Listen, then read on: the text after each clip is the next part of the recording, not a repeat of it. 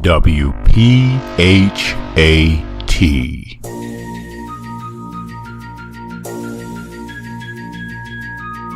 You're listening to the #1 health and wellness podcast, the place where health and consciousness connect. Perfectly healthy and toned radio with your host, Darren McDuffie. And now, prepare to get fat.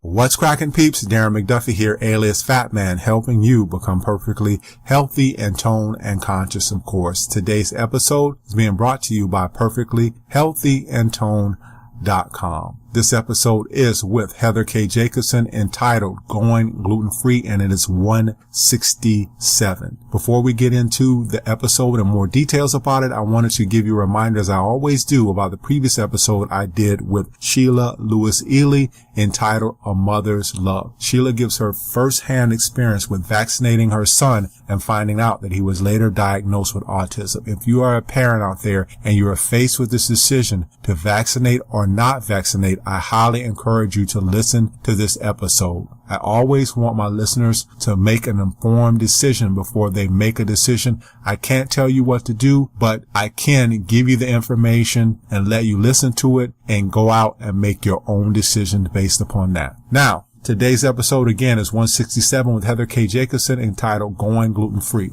Going gluten-free changed my life. I know I probably said this on some episodes, and if you haven't heard it, you're going to hear it again. After playing basketball, I was diagnosed with arthritis in both of my knees. I remember listening to a podcast with William Davis, who has a book called Wheat Belly. And on that podcast, he talked about going gluten-free. I had no idea about what gluten was, but through some research, I found out, decided to eliminate all gluten products from my diet and do this for 7 days. And at the end of 7 days, I had no more arthritis in my knees. And that convinced me, I think that was 9 or 10 years ago, to never eat a piece of bread or never eat gluten-containing products again. And I have not done that to this day. So if you're someone out there who might be thinking about going gluten-free, do take some time to listen to this episode. And as I said before, make an informed decision. A lot of these symptoms that we are having can sometimes be contributed to food. I'm not saying that this is the magic key. It was for me, and it may be for you, but it may be the next step on your journey to get you to be a more healthier you. So without further ado, let's get into Heather K. Jacobsen's bio. Heather K. Jacobsen is an author, researcher, and founder of the online magazine Stuffed Pepper. She has a Master of Science in Ethnobotany and worked at the National Academy of Sciences. Always fascinated by the endless ways that plants are incorporated into everyday life, she dreamt of roaming jungle forests with indigenous tribal leaders in search of native flora with untold healing properties. Instead, she found herself taming the wilds of nutritional science as she dealt with health issues that no conventional doctor seemed to be able to solve. As she worked to unravel the true science between gluten, grains, and chronic disease, it turns out that maybe Heather is the modern ethnobotanist, not exploring plants in the wilderness, but exploring how removed we have become from the wild and how that has adversely affected our health. Coming up on episode number 167, entitled Going Gluten-Free with Heather K. Jacobsen. Here's what you're going to learn. What does the thyroid need to function properly? How has the wheat of today changed from long ago? There's been a definite change, and that's why a lot of people are now gluten sensitive or celiac. Why should you look for the certified gluten-free label? If you're someone who has already gone gluten-free, this probably is very important for you. What is villous atrophy? Why is non-celiac gluten sensitivity just as serious as being celiac? And how has gluten-free changed from years ago? I went gluten-free many years ago and there weren't a lot of options, but Heather goes into what's really changed with gluten-free labels. Let's get into episode 167, Going Gluten-Free. Here we go. Heather Jacobsen, welcome to Perfectly Healthy and Toned Radio. How are you? Great. Thanks so much for having me. Thanks so much for being on. Really excited to have you on tonight. Tonight we're talking about Going Gluten-Free, which is your book. And it's something that's near and dear to my heart, just simply because I've been gluten-free for about 7 or 8 years now. And I did a podcast a long time ago about this, but I still think there are some people out there who might be wanting to know why they should eliminate gluten from their diets. But what I normally do, my obligatory question for everyone who comes on the show is, how did they start their health journey? So how did you start your health journey, Heather?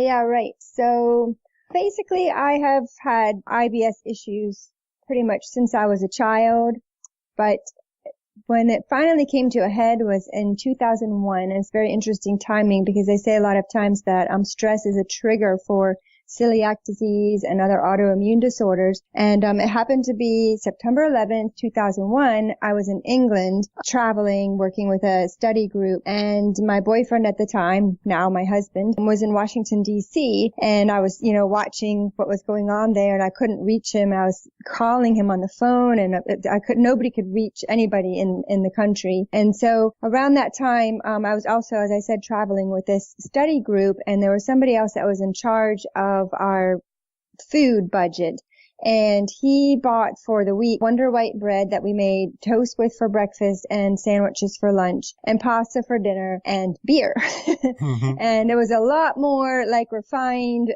wheat products than I was used to. So all of a sudden, a few days after September 11th, or maybe it was like that next day or something, my hair started falling out in clump. I had like terrible acne on my face, and I could not digest anything for days. So it took me a little while to associate that it was bread that was causing me problems, but eventually I did find that every time I ate bread, I started to feel sick. And I did a little bit of research, which wasn't really that easy to do because it was back in 2001 and the internet was still in its infancy, but I did come across something called celiac disease. And I was like, that sounds really, very similar to what I have. So long story short, eventually my boyfriend and I reunited, and he actually proposed to me, and I came back to the States, and I went to a doctor to talk to them about, what I thought might be celiac disease.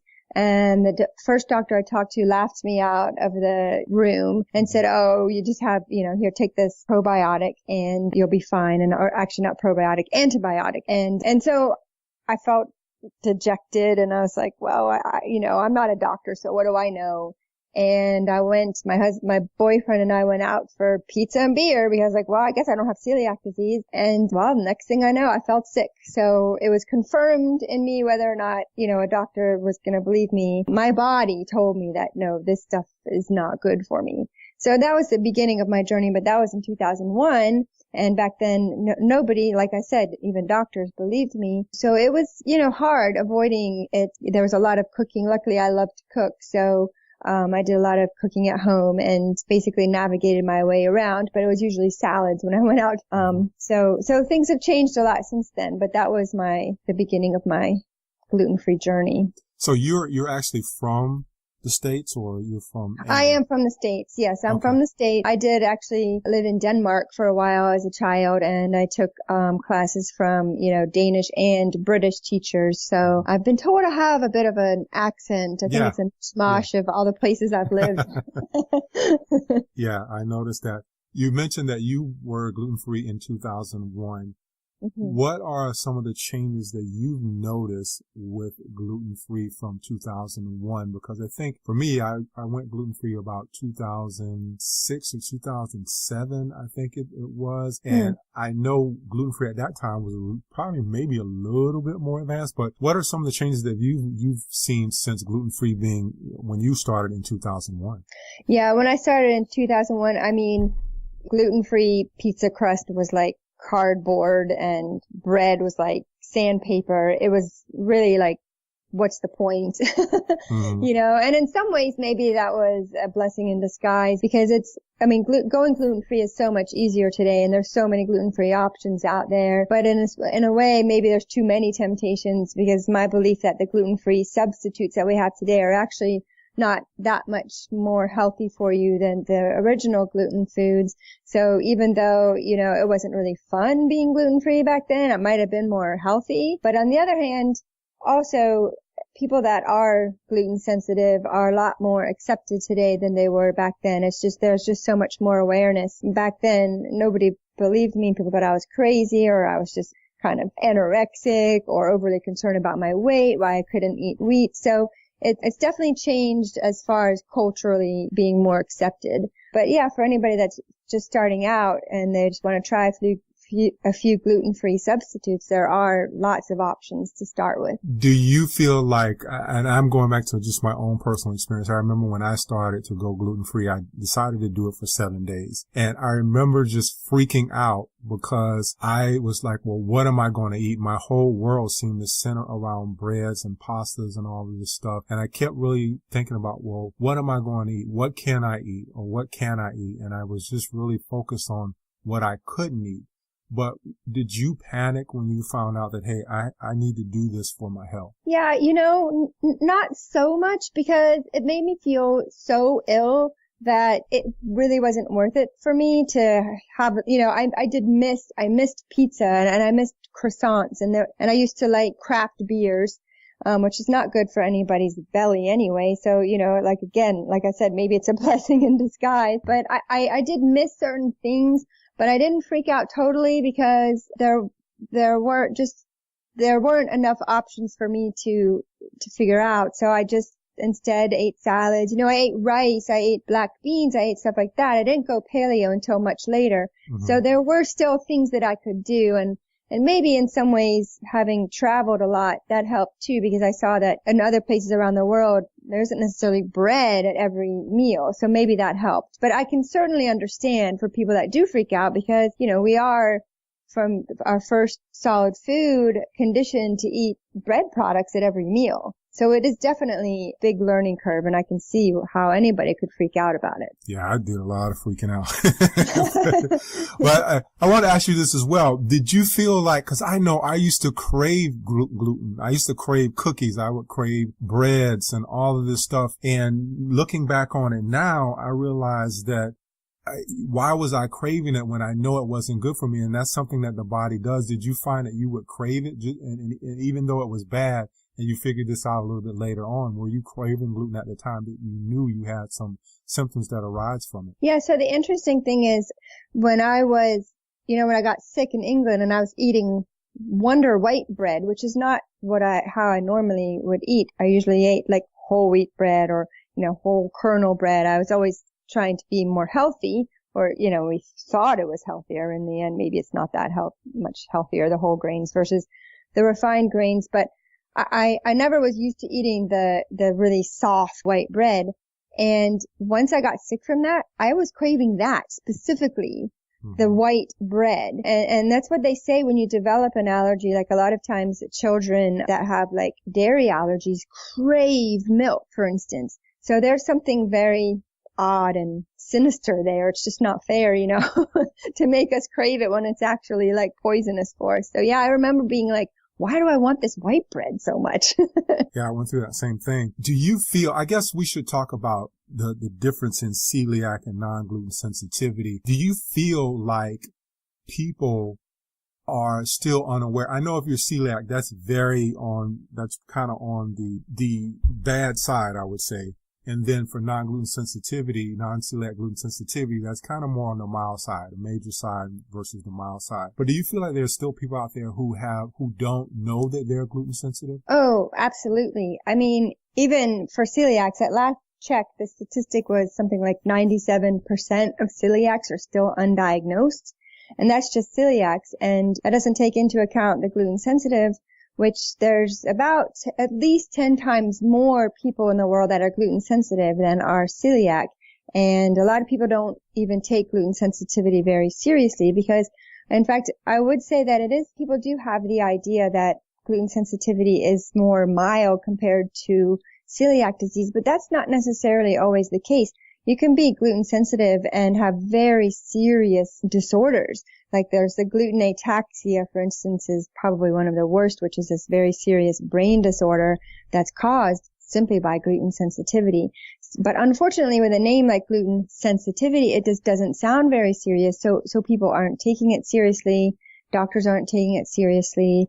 And I think for sure a lot of people are going around undiagnosed. You mentioned earlier that you went to the doctor and the doctor said, hey, there's nothing wrong with you, Heather, and gave you a probiotic. Yeah.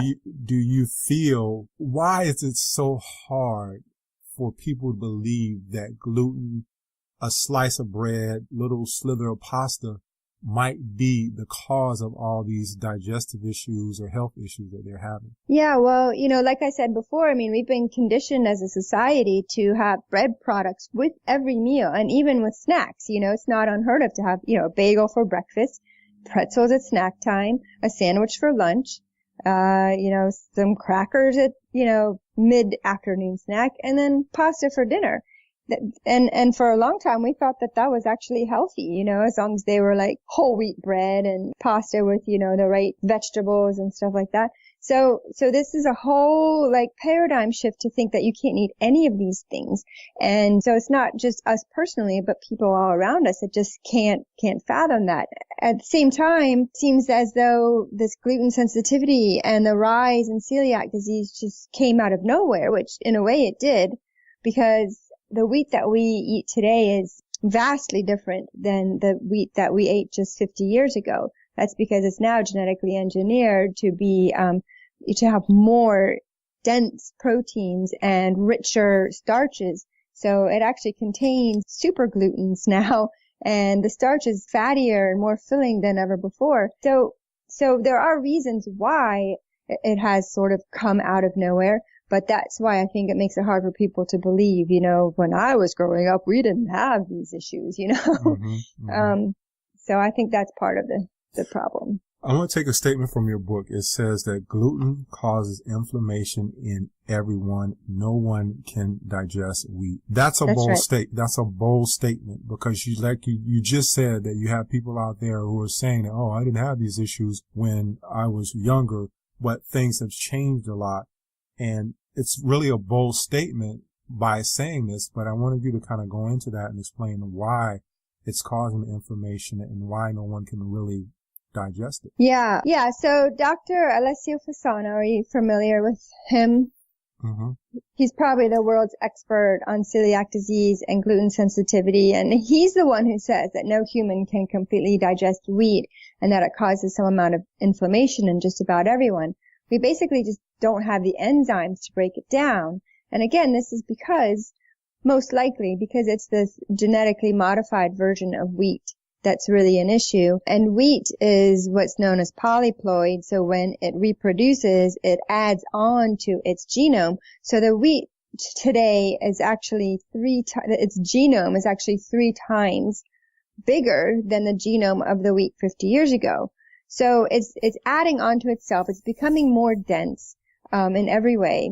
And I think that's why we don't have the ability to digest it, but our bodies haven't had time to, evolve with it. You mentioned that you had some digestive issues. You had IBS. Do you think that gluten is the culprit for what we're seeing with this rise of digestive issues? Because it seems like most people are having IBS or some kind of other related digestive issue, but is it because is gluten that sole culprit of really instigating these digestive issues?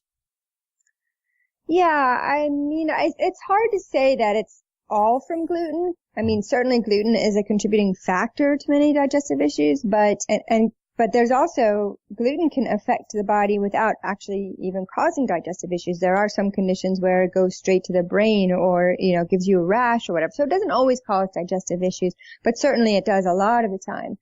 At the same time, there are other things that can cause digestive issues like SIBO, small intestinal bacterial overgrowth, or candida, which is an overgrowth of yeast, IBS, which can be caused by other foods, FODMAPs, and other food allergies, and there's some gynecological issues like endometriosis can cause digestive issues. So gluten is certainly, a big culprit, but it's maybe not the only one.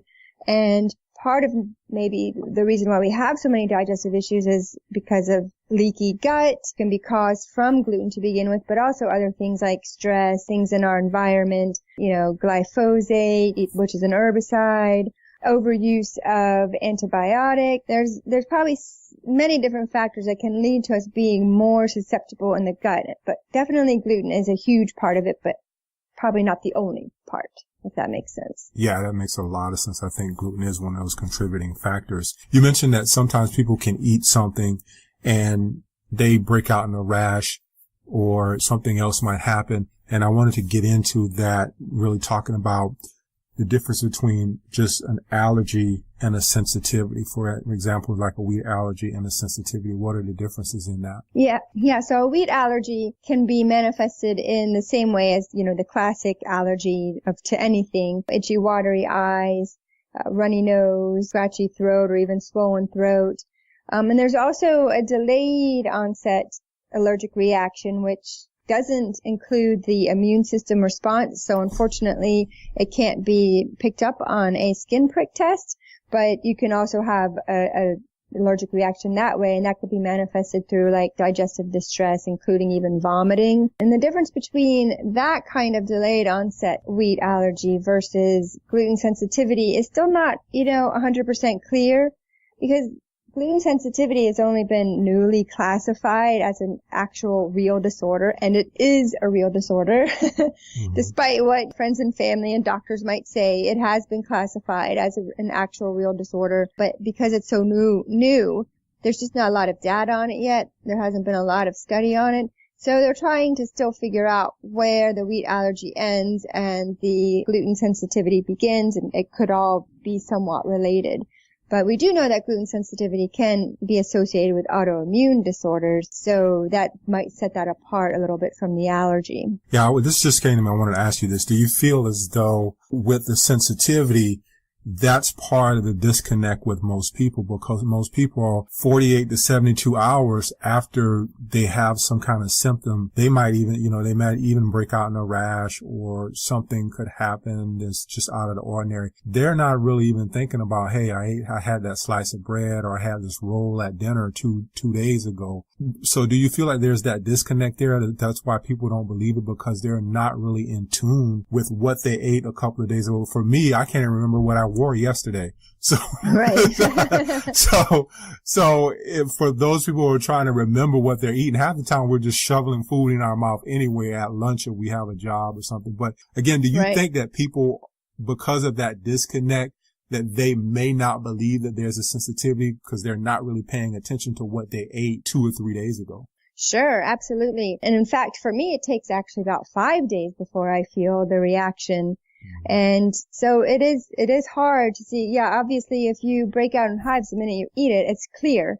But when it takes a few days and then again, it may not even always affect your digestive system, but a lot of times it does. It is very hard to pinpoint where it comes from. But that's why I recommend keeping a food diary. Go for a month and write down everything that you had, because nobody can remember what they had 5 days ago. But if you can look back a couple of days ago, within the last week, what kinds of things were you eating, it might be able to pinpoint it a little bit better. Yeah, you self-diagnose yourself, right, Heather? You never, you got a test later on, I think, but you actually ended up self-diagnosing yourself. Is that correct? That's right. That's right. Yep. Yeah. How would you recommend someone doing that? Like you just said, having that food diary and just maybe taking gluten out of their diet for a couple of days just to see how they feel? Well, the protocol is really, if you're eating gluten heavily and you're not ready to take it out of your diet yet, but you think it might be causing you problems, it's still a good idea to see if you can go and get a celiac test done while you're still creating antibodies, and perhaps maybe have some villous atrophy, because all of those things will show up on the tests. But if you go, like I did, because nobody would test me, if you go for a long time without having gluten, your body will stop producing the antibodies and your gut might start healing. And so when you go for the tests, they won't find anything, but it could be a false negative. So if you're still heavily eating gluten, I would say first go to a doctor right away. Don't wait any longer, but see if you can go get your celiac test taken. And then if it comes back negative, or if a doctor refuses, but I think these days most doctors hopefully are getting on board and will test you. But either way, if you're not able to get tested or comes back negative, that's not a reason to not take it out of your diet. By then, by all means, I would say take it out of your diet, give it a try. There's no harm in taking it out for 30 days and seeing what happens. You mentioned a word, and I know sometimes we get scared of words. You mentioned a word called Villous Atrophy. Explain what that is. Right. So the villi are the finger-like projections in your intestine that push food through, and they also break it down so that they can absorb nutrients. But in the case of celiac disease, when you eat gluten, it causes an autoimmune reaction, which makes the body attack those villi. And eventually they start to atrophy, to die back. So that's what villous atrophy is. And there's several stages of it. So when you go to take a biopsy, they're going to see, like, if you have a good amount of villous atrophy, then they can diagnose you as having celiac disease. Now what's interesting is there are stages of villous atrophy. And the first stage is actually just the beginning stages of inflammation. Villous atrophy hasn't happened yet. So if you have gut inflammation but not villous atrophy, you'll be told that you don't have celiac disease. But it's very interesting because if it's a progressive, which it is, it's progressive, then you would think if you're told, okay, you don't have celiac disease, you just have gut inflammation, so then you go back home and you start eating gluten. Well, what could conceivably happen is that as you continue to eat gluten, your gut will go through the stages of villous atrophy, but by now you've already been told you don't have celiac disease, so you're probably not going to go back for another biopsy. So in my opinion, that's kind of a dangerous way to diagnose celiac disease. Now, some researchers do believe that the first stage, the inflammation, is the beginning stages of villous atrophy and of celiac disease, but unfortunately, most doctors don't see it that way. In my opinion, if gluten is causing you inflammation, that's already a bad sign, and you probably just want to stop eating it. Now, one of the things that just came to me, and I don't know whether you might agree with this or you may disagree, but our immune system is located mainly in our intestinal tract, in our digestive system. Do you think that because this villous atrophy, when we wear down those little shags in the intestinal system, if we wear them down too much, it's really lessening our immunity? Oh, absolutely. Yes. I mean, it's lessening our immunity. We're not able to absorb nutrients. All kinds of things start happening once your intestine starts to break down. And that's why there's so many comorbidities that are associated with gluten. In fact, so many that Ron Hogan, who wrote Dangerous Grains, has a list of like 200 comorbidities that are associated with gluten. So all kinds of things can happen to the body. And, there's things like from thyroid disease to malnutrition to carcinomas and migraines. The list goes on forever. So yes, once your gut starts to break down, then things are starting to get really bad. Yeah, I had Ron on the show. Oh, awesome. I love Ron. Yeah, I had Ron on the show. And actually, I didn't ask him that question. What are some of the standards? Well, before I ask that, I wanted to ask you about just gluten-free foods, because I know, just again, because it's my own personal experience, I remember when I went gluten-free, there was a time when I wanted to have pancakes. There was a time when I wanted to have a hot dog. And I remember just trying to switch everything out. And then what ended up happening to me was I realized that I had a sensitivity to rice, and most gluten-free products are made out of rice. And now I'm realizing I can't digest rice. So are all these gluten-free products necessarily good for us?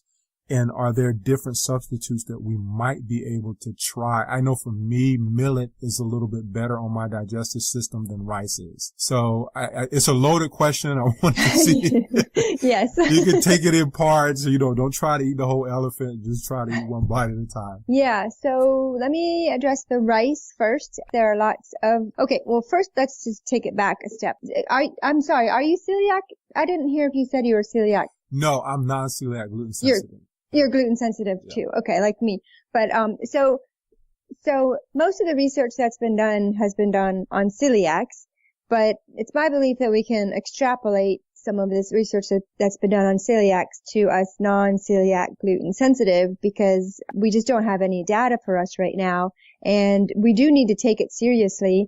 And there's no harm in being a little bit more cautious than not. So when I talk about, the studies that have been done on celiacs, I think we can still apply it to you and I. Now, there are celiacs that have been shown to have reactions to rice, and there's other celiacs that have been shown to have reactions to millet and some to corn. And so not that all celiacs react to all grains, but many celiacs can react to grains other than wheat. And one of the reasons might be because when the gluten-free diet was first designed back in the 1930s and 40s. It was designed by a Dutch pediatrician, and he found out that his celiac patients, his children, got better during World War II when their staple cereals were being rationed and they weren't eating them. But then when the war was over and the cereals were plenty again and his children started eating them again, they all got sick. So that's how he made the connection. Now, the cereal grains at the time in the Netherlands were wheat, barley, rye, and oats. They didn't have access to millet or corn or rice or quinoa. So it isn't a terrible assumption to say, well, why couldn't other grains be causing us problems too? We just didn't know about these grains at the time. So there's that, that's why I advocate for the paleo diet, because no grains are allowed. And until we, know for sure if one grain or another is bothering us, we might as well take it out of our system. The other thing is that a lot of, well, this gets into a whole other discussion. First of all, did I answer all that there? Yeah, you answered all that. Okay. Answered all that. Okay. All right. So gluten-free substitutes then also are risky because I have a major problem with this, that the FDA allows up to 20 parts per million of gluten in foods that are labeled gluten-free. And that's, to me, mind-boggling, because the FDA actually itself did a meta-analysis just a few years before they did the ruling on the gluten-free labeling, which means that they took every study out there that looked at the safety threshold for gluten, for celiacs, and compared them. And the FDA's own findings said that they believe that less than 1% less than 1 part per million of gluten is safe for people. In fact, some adverse effects start showing up at 0.02, I think, parts per million. I mean, that's ridiculous. We might as well just call it 0 parts per million. So basically, no parts per million of gluten is safe, but most gluten-free foods out there, or I shouldn't say most, but many are allowed to have up to 20 parts per million of gluten in them.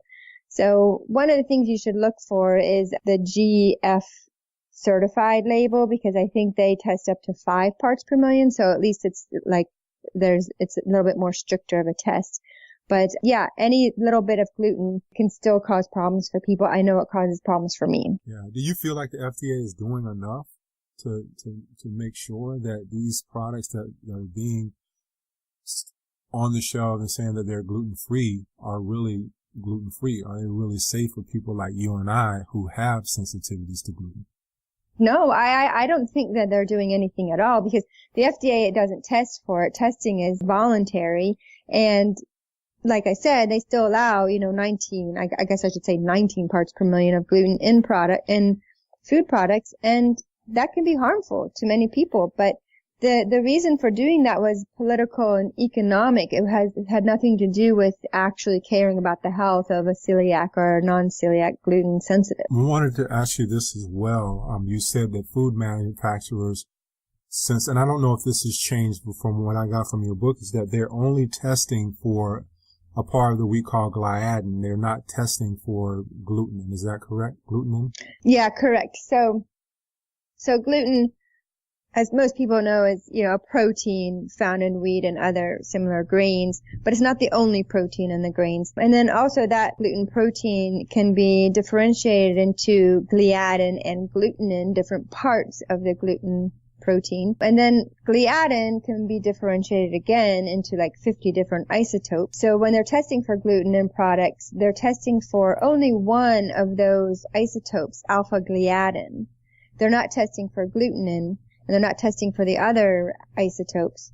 But we can still react to the glutenin and to the other isotopes. So if there's glutenin in there, or there's beta gliadin or gamma gliadin or any of these other isotopes, if it's in that food, their tests won't find it, but we could still react to it.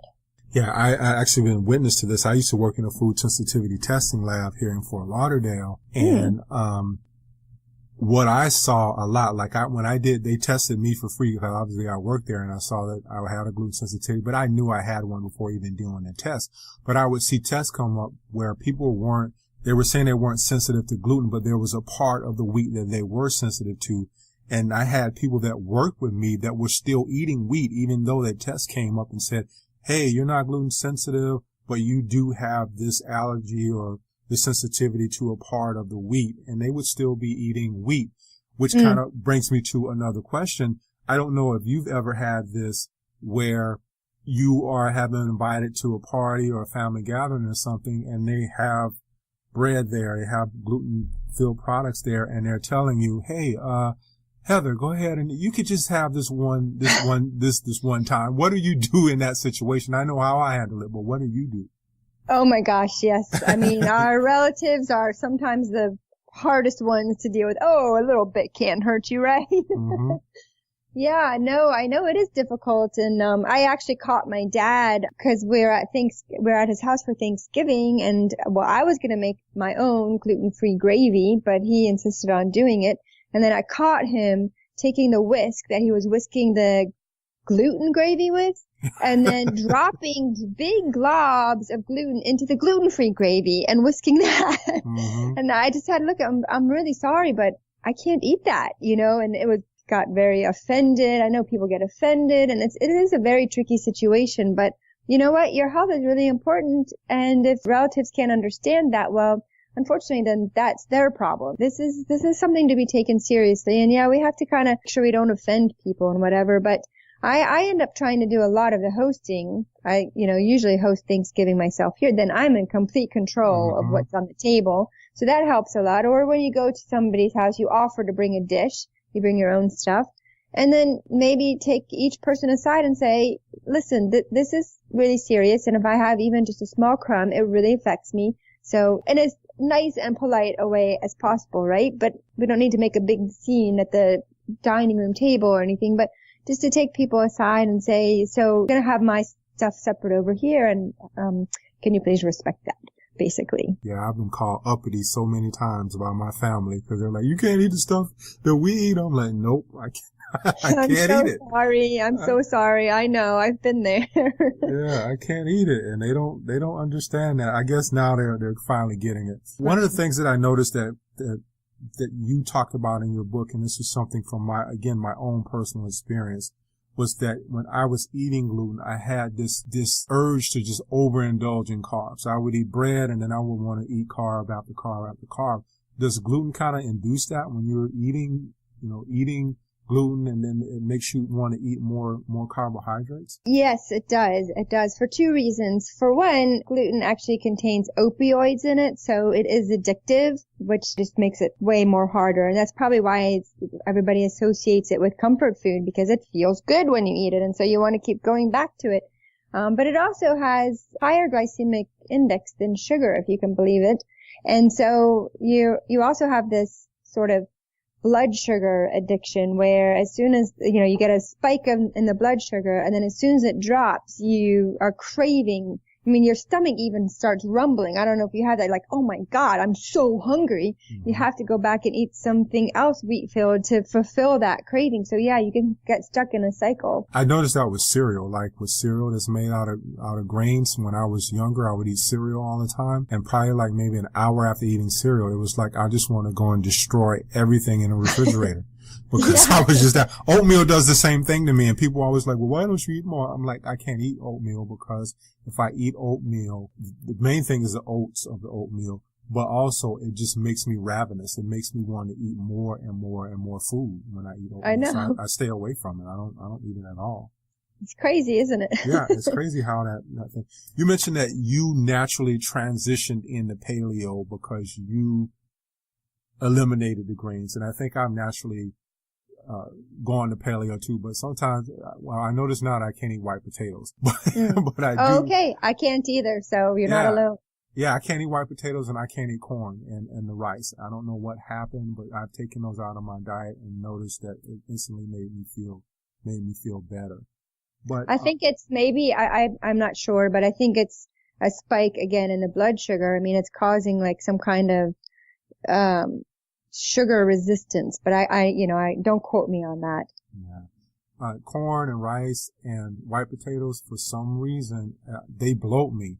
and I've taken them out of my diet, and I don't have that bloating issue anymore. But I want to get your thoughts on keto, because keto seems to be all the rage right now. And I know that you were going on into the paleo diet, but you did mention keto in your diet, that you were a fan of Jimmy Moore, who's a friend of mine.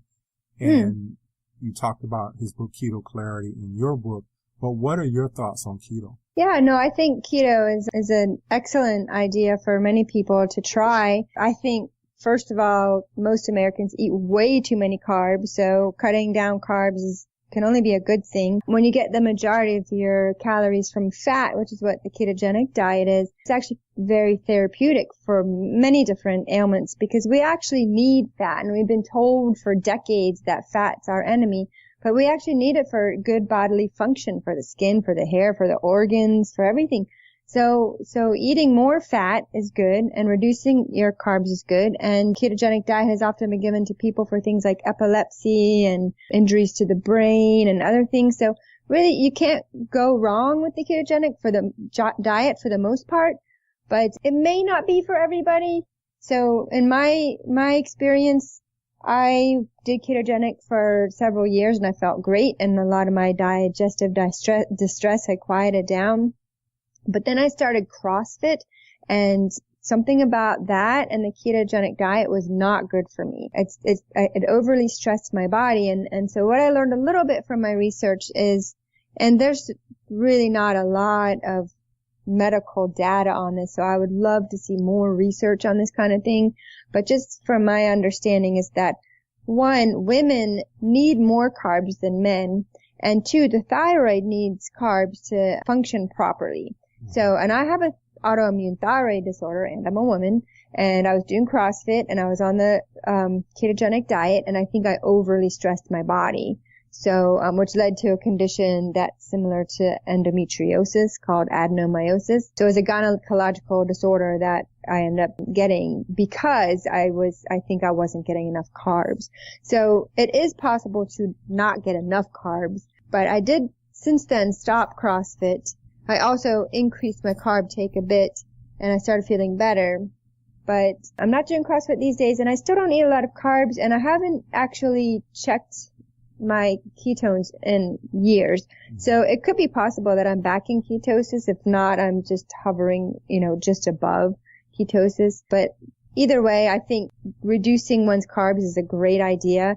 And I think ketogenic diet is great for most people. If you're just going to do it, you just make sure, you are getting still enough carbs. Yeah, I experienced something similar. I didn't do CrossFit, but I did a very strenuous workout, and I normally work out, and I kind of burn my adrenals out. I think that's a thing with people with exercise. We think more is always better. And now I'm doing a lot less, and I feel so much better with doing a lot less, and I'm getting really good results with what I'm doing. But I was exercising like a crazy man, and I was just feeling bad. My adrenals were all burnt out, and I had to repair my adrenals. It killed me to have to lay off the gym. But in the long run, it was so much better for me. Another thing I want to ask you about is lectins. The lectins in wheat which, from what I understand, is the thing that's actually most people are sensitive to and are actually causing the inflammation. But I have a two-part question here. Yeah. Talk about lectins. What are lectins? And also, because of someone who might be sensitive to the lectins in wheat, does that mean that we could be sensitive to lectins in other foods? Because I know beans are high in lectins, and I tend to eat beans. And I think you mentioned that you eat black beans. I eat the same thing. But because we have that sensitivity to the wheat lectins, will we necessarily transfer that sensitivity over to things like beans? Right. Okay. So lectins are a type of protein that's in our foods, and they have this amazing ability to attach themselves to other organisms with a kind of super glue. That's what Peter D'Adamo from Eat Right for Your Type puts it. Super glue. They can attach anywhere to our organs, which is really kind of scary but fascinating at the same time. Like, I always thought that when you ate wheat, it was just this inert, dead thing, but it's actually kind of alive and attaching itself to us. And so these lectins are, proteins, and they're not the same as gluten. They're totally different. So they're not related. They're just another part of the wheat plant. So, and they can affect people, not just celiacs, but anybody. So WGA is the acronym for wheat germ agglutinate, which is the lectin in wheat. And it's been shown to cause all kinds of complications for people. So yeah, there's another part of wheat that is toxic to us and that nobody really ever talks about. So you and I are already avoiding wheat anyway, so we probably don't have to worry about that lectin anymore. But yeah, do lectins cause us problems in other ways? So, well, I said that when I first started, I was eating black beans. I don't really eat so many beans now, but I definitely advocate for people to take them out of their diet when they're first beginning to heal, because they do cause gas and digestive distress. And when you're trying to heal your body, you don't need any of that. And you need to kind of be paying attention to what's happening in your gut. So if you take the beans out, then you have a better chance of kind of knowing what's going on in your gut. But does that mean that I think that beans are always a no-no and that are all beans bad for all people? And I'm not really sure about that. Many dogmatic paleos will tell you that beans are no-no. But if you do believe in Dr. D'Adamo's theory, do you know his book, Eat Right for Your Type? Oh, yes. And I had a guy, when I worked at a food sensitivity testing company, I had a guy that I was trying to convert over from that book to get him to start testing people. And he was a challenge. Oh, really? But, oh, yeah, no. he was a definite challenge, trying to get him to, wrap his mind around just seeing something from a different angle. So yeah, I'm very familiar with it. Okay, well, I think it's a great book, and I'm a blood type O, so when I look at, what he recommends, I mean, gluten is definitely not allowed, and so are most grains, so a lot of it already kind of aligns with me. But the way he talks about lectins is that lectins are in everything. I mean, they're also in meats and fish and fruits and vegetables. So it's not just beans and it's not just nuts and it's not just wheat. So that's why I sometimes don't understand why paleos, and I'm a paleo myself, but I'm just not very dogmatic about it, why people pick on beans per se. And they also have phytates, I know. And if you don't cook them the right way, they can be poisonous. But if you believe in Dr. D'Adamo's theory, then all foods have lectins in it, and it just depends on our own specific blood type as to how it matches with the lectins of specific foods. And so in my case, I can eat certain beans, but not others, according to Eat Right for Your Type. And also Weston A. Price, he believes legumes to be healthy, but you have to go through a lengthy process to cook them properly.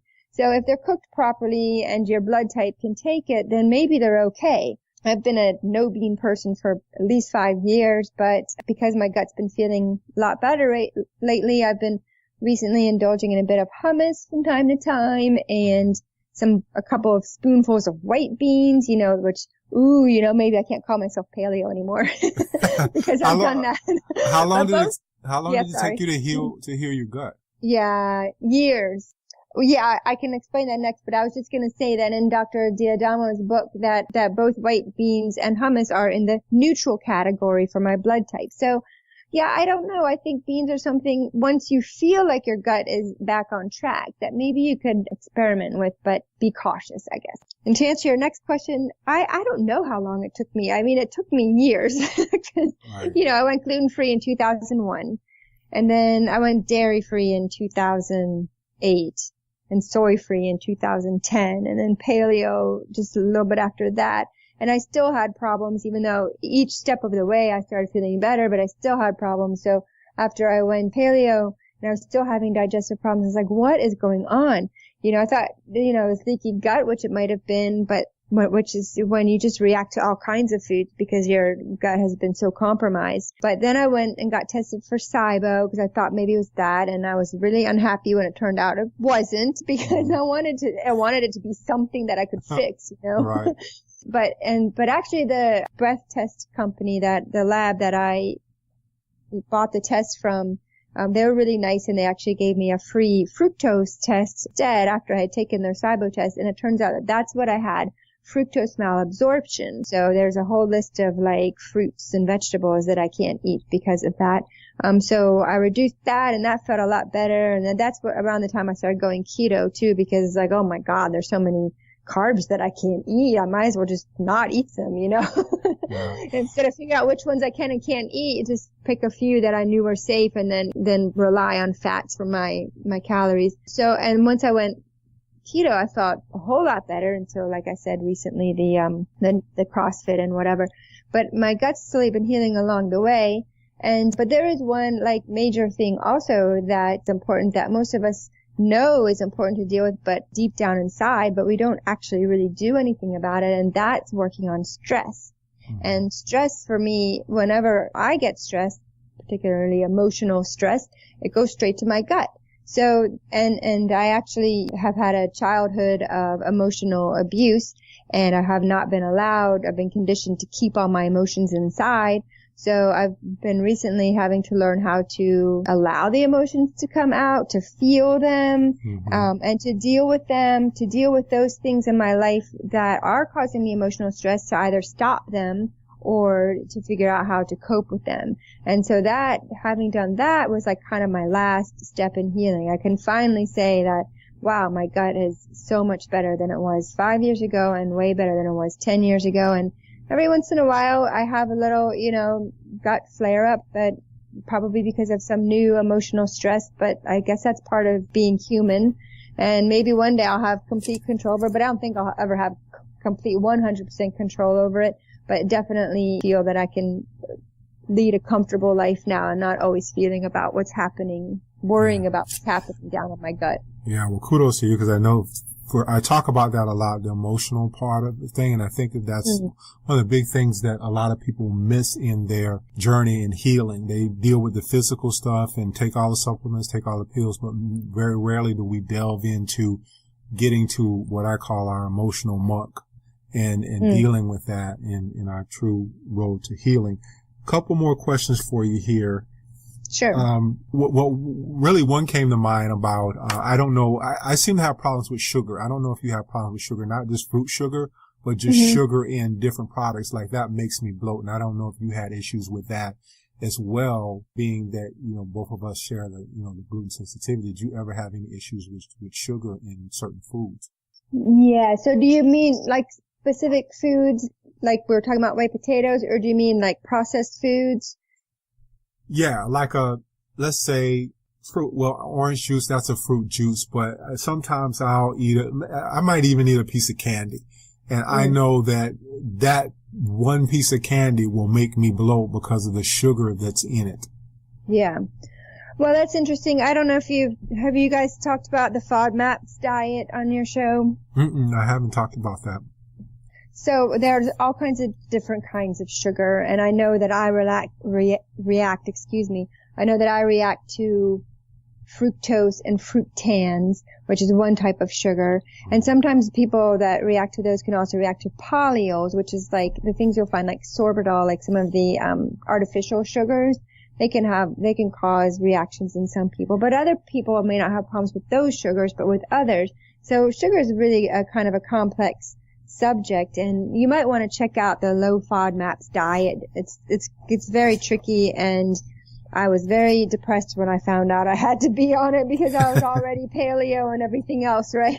Right. But it did help to kind of break down which kinds of sugars I can handle and which ones I can't. And for the most part, most sugars I can't handle, to tell you the truth. But I can take berries, and I can do grapefruit juice, and I can do butternut squash a little bit, and sweet potatoes, but definitely not white potatoes. I've had problems with beets. So it's a very complex subject, sugar, but I would not call you crazy for thinking that you react to it. You definitely do. You might want to figure out if there's some sugars that you can handle and some that you can't.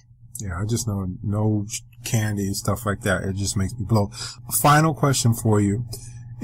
For those people out there, you and I have gone through this. We know that there's some challenges to going gluten-free. For a new person that's going gluten-free, what are some of the things that you recommend for them to stick to this instead of backsliding back into gluten? Because I know many people who tried it and they go right back, even though they know they're feeling better. What is something that you can do, or what are some recommendations to kind of get them over the hump? Yeah, I mean, I would say the first thing you should do is first go straight to the paleo diet. If you try and substitute with gluten-free foods, you're not going to be quite as satisfied as you are with the gluten-free foods. So you're always going to try to want to go back and have the real pizza or the real deal often. And you're still not getting out of that carb cycle. If you go straight to paleo, you're forced to have a whole new lifestyle change. It isn't just about tweaking your diet, but it's about really looking at food in a whole different way. And I suggest thinking about all the things that you can eat on a whole foods, grain-free, but whole foods diet. There's still wonderful things that you can have. So I suggest focusing on that and not the things that you can't have. And find yourself a good bar of gluten, dairy, and soy-free dark chocolate and have that as your little treat. You know, I have a few little squares daily. That's my little treat. And focus on fats. You don't necessarily have to go ketogenic yet, but if you're already taking gluten and I hope other grains out of your diet and most bread products out of your diet, then you're already drastically reducing your carb intake. So if you supplement with fat instead, you will probably get over those cravings. And who doesn't like fat, right? Fat's good, right? Bacon and avocado, and some people don't like mayonnaise, but people that do like it really like it, you know. So if you supplant with fat, and fat does not make us fat, by the way, even though that's what we've been told for a long time, it's carbs that make us fat, and fat is healthy for you. So if you do that and you think about all the wonderful things that you can eat, I think it'll make it a lot easier. Yeah, I definitely agree with you on that. Heather Jacobsen, your book is called Going-Gluten-Free. I got it on Kindle, on Amazon. Really quick read, loaded with a lot of information for the audience out there. Do you have a website or someone wants to contact you further? Yes, my website is hkjacobsen. It's JACOBSEN.com. And there's a link to my book there, which also has some of the blog posts, some of my research that led up to the book. There's also a link to some of my paleo recipes. And I've got new writing projects underway, so hopefully you guys will sign up and find out when my next book comes out, which will be a full-length manuscript. It's going to be a creative nonfiction book, and the protagonist, gluten-free and paleo, and is trying to overcome chronic disease.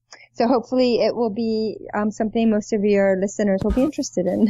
Yeah, I'll have to check it out myself. Heather, it has been a pleasure having you on Healthy today. Thank you for your time. Thank you so much.